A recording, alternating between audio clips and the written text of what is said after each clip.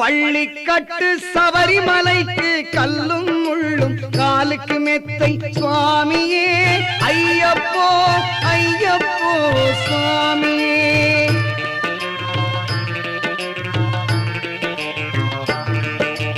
நெய்யபிஷேகம் சுவாமிக்கே கற்பூர தீபம் சுவாமிக்கே ஐயப்பன்மார்களும் கூறிக்கொண்டு ஐயனை நாடி சென்றிடுவார் சபரிமலைக்கு சென்றிடுவார் சுவாமியே.